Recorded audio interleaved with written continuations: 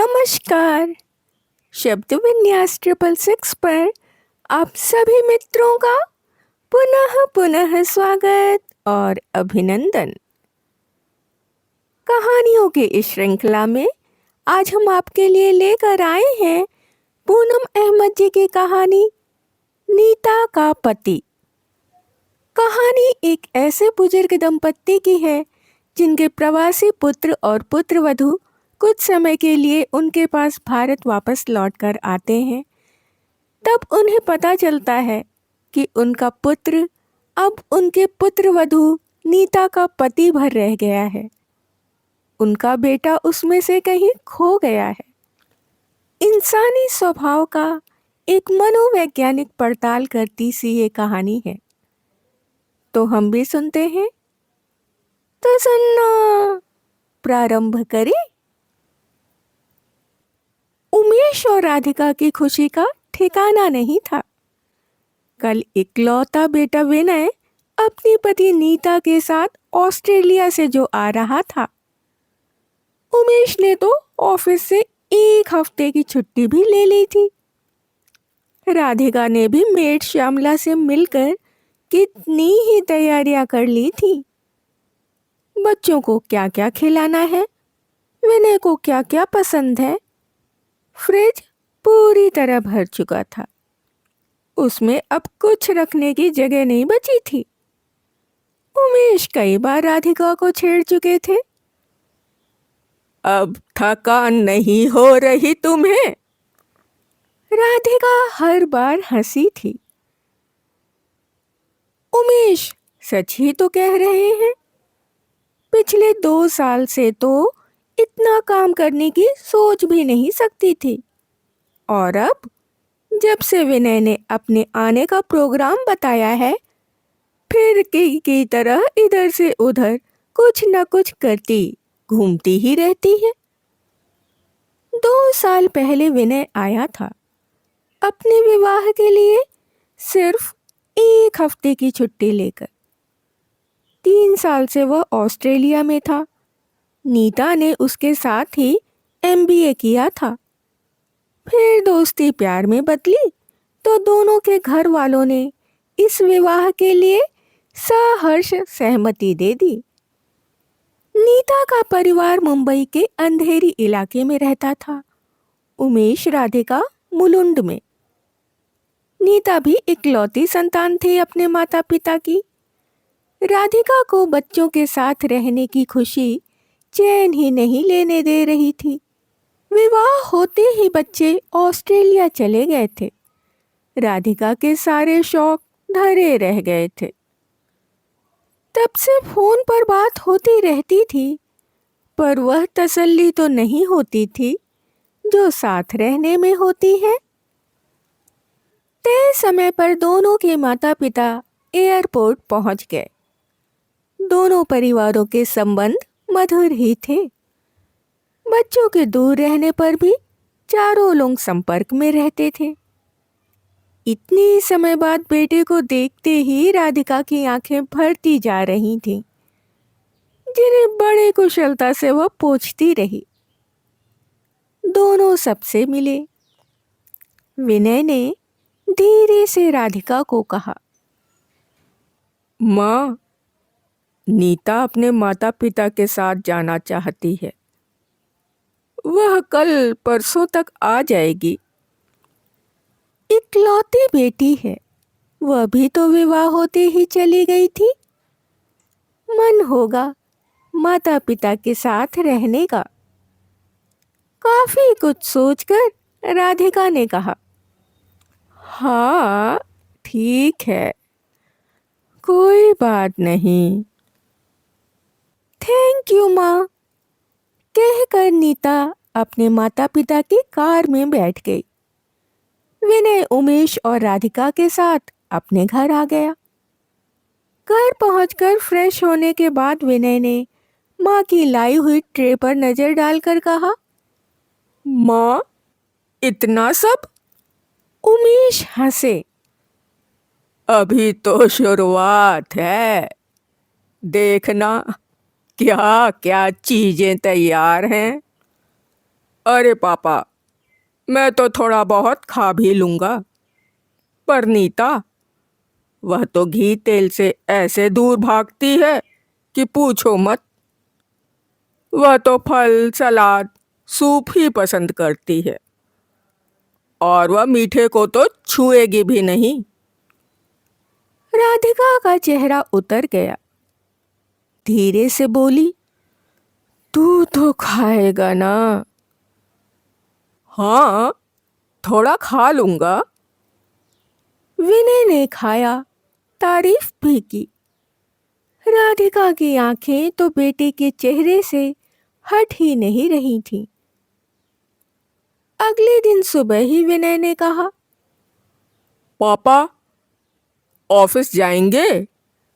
नहीं भाई, एक हफ्ता बेटे बहू के नाम।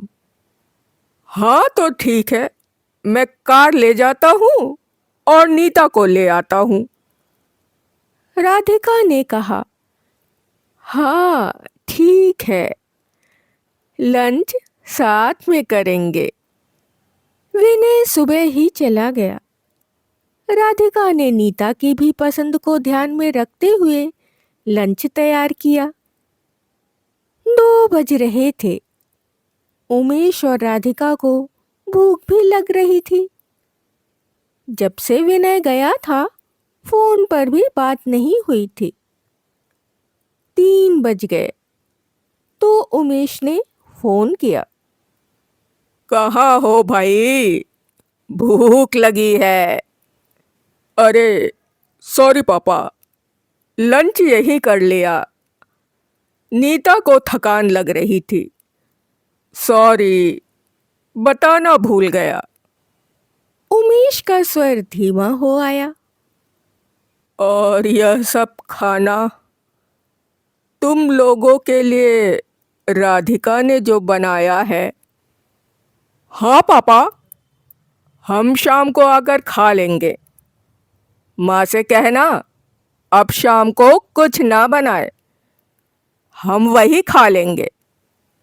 ठीक है, कहकर उमेश ने एसिडिटी से परेशान भूखी पत्नी का उतरा चेहरा देखकर सामान्य स्वर में कहा, चलो हम लोग खाते हैं। कुछ नहीं पूछा राधिका ने। दोनों ने चुपचाप खाना खाया। फिर उमेश ने कहा, खाना बहुत है, अब शाम को कुछ मत बनाना, अब आराम कर लो। राधिका बर्तन समेटकर थोड़ा आराम करने लेट गई। मन कुछ भारी हो गया था। शाम भी बीतती जा रही थी। रात के 8 बजे विनय ने फोन किया। पापा, हम दोनों कल सुबह आ जाएंगे। मैं यहीं रुक रहा हूँ। आज नीता का मन यहाँ की चाट खाने का कर रहा है। पर बेटा, तुम तो कह रहे थे वह ये सब नहीं खाती है। हाँ, पर आज उसका मन है। ठीक है, गुड नाइट पापा, कहकर विनय ने फोन रख दिया था। उमेश ने राधिका को विनय का कहा बता दिया था। अगले दिन 11 बजे दोनों आए तो राधिका का मन कुछ खुश हुआ। कुछ देर बैठकर सबने बातें की। विनय ने पूछा, माँ, खाना तैयार है ना? भूख लगी है? नहीं, नीता 1 बजे खा लेती है। उसका हर काम टाइम पर एकदम तय है। राधिका किचन में गई तो नीता अपना सामान अपने बेडरूम में रखकर उसके पास आई। विवाह के 1 हफ्ते का ही तो साथ था सास बहू का। अब धीरे धीरे राधिका अपने स्नेहमयी स्वभाव से नीता को सहज करने की कोशिश करती रही। प्यार से उससे बातें करती रही। नीता भी धीरे धीरे खुलने लगी थी। शाम को फिर राधिका नीता की पसंद पूछकर डिनर की तैयारी के बारे में सोच ही रही थी कि विनय ने आवाज दी, माँ, हम डिनर नहीं करेंगे। क्यों बेटा? नीता को कुछ शॉपिंग करनी है, हम बाहर ही कुछ खाकर आएंगे। ठीक है, राधिका ने संक्षिप्त जवाब दिया।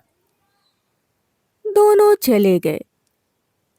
रात के 11 बजे शॉपिंग बैग से लदे फदे घर आए। एक ब्रांडेड शर्ट और डिजाइनर पर्स दिखाते हुए विनय ने कहा, माँ, यह कैसा है? बहुत सुंदर है। राधिका की आंखें खुशी से भर गईं। बेटा बहू तो उसी के लिए लेने गए थे। नीता ने ये चीजें अपने मम्मी पापा के लिए ली हैं। पिछले महीने उसके पापा का बर्थडे था ना, उनकी मैरिज एनिवर्सरी भी थी, इसलिए दोनों के लिए लिया नीता ने। हाँ, बहुत अच्छा किया। राधिका के मन में आया कि कह दे, बहू ले सकती है अपने माता पिता के लिए। बेटे के दिल में नहीं आया अपने माता पिता का ख्याल। इन 2 सालों में क्या उनके जन्मदिन सालगिरह नहीं बीते? खैर, बहुत कुछ है हमारे पास। अलमारियां भरी पड़ी हैं। उनके पास किसी चीज की कमी थोड़े ही है। बच्चों के उपहार का लालच थोड़े ही करना है। पर यह लालच कहाँ है? नहीं, यह तो बच्चों से जरा सी उम्मीद है। उमेश विनय की लाई हुई शर्ट पहनकर कितना खुश होते। सारी उम्र खुद ही तो खरीदा पहना है। बेटा कुछ लाता तो वे कितना खुश होते। खैर, सब ठीक है। क्या करना है? उमेश पूरा हफ्ता बच्चों के साथ समय बिताने का इंतजार ही करते रह गए और छुट्टी खत्म हो गई।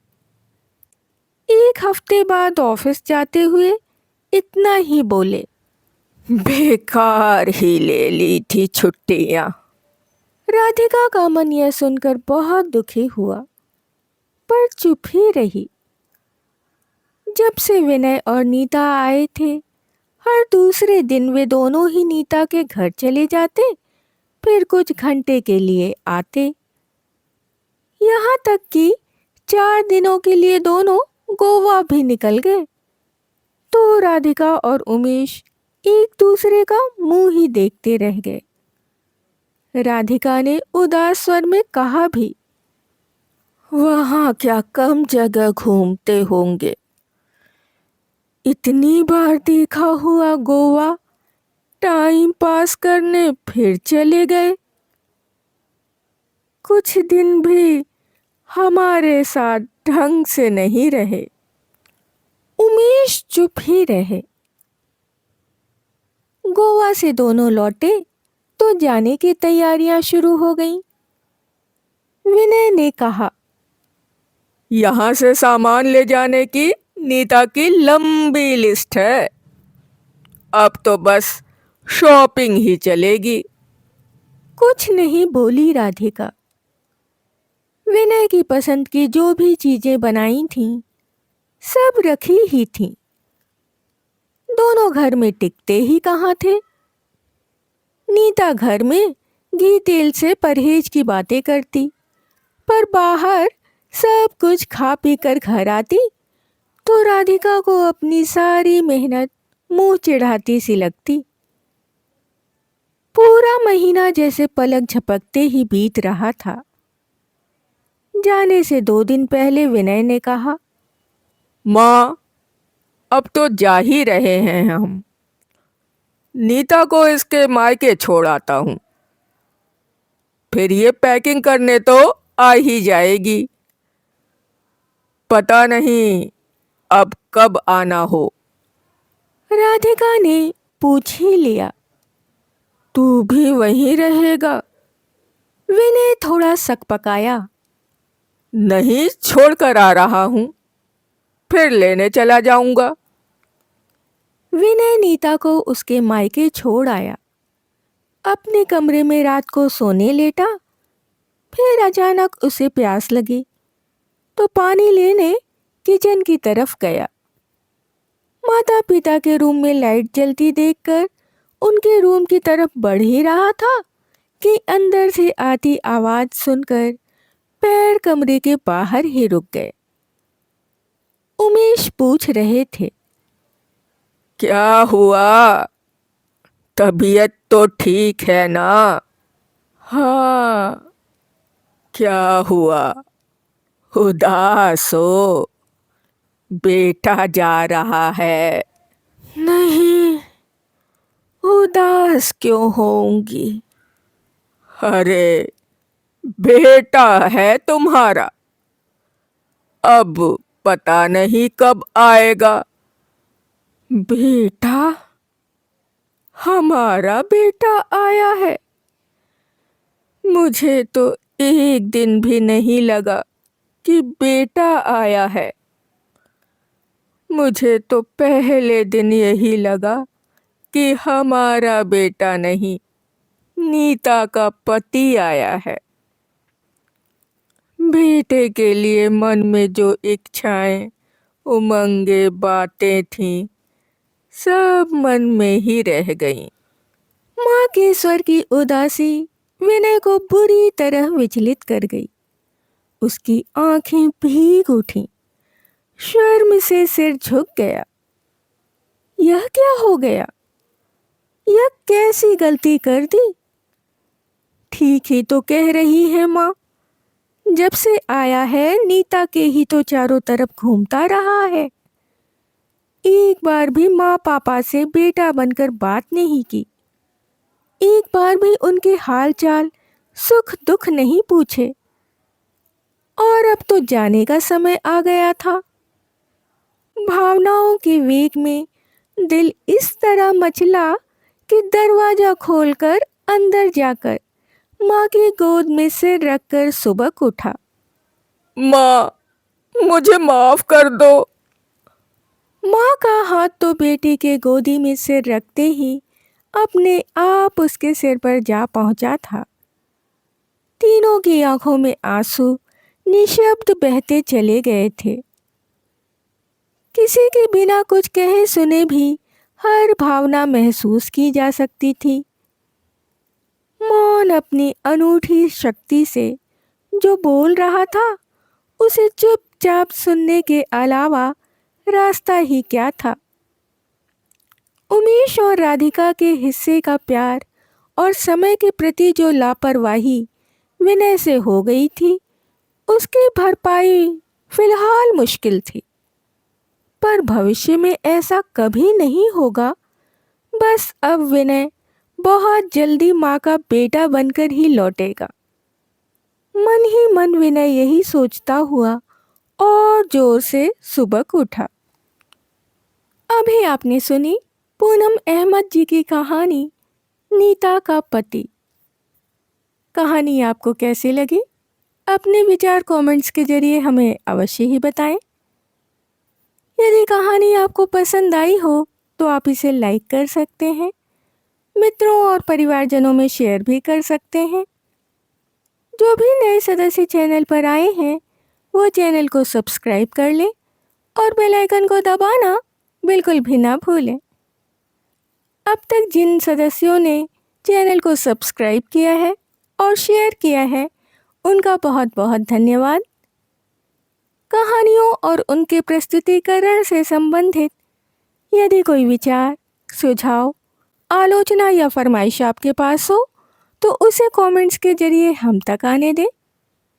इसके अतिरिक्त अपने पसंद की कोई कहानी, उपन्यास या अपने पसंदीदा किसी लेखक की कोई रचना यदि आप हमारे द्वारा सुनना चाहते हैं तो उसके लिए भी आप कमेंट्स में हमें लिख सकते हैं।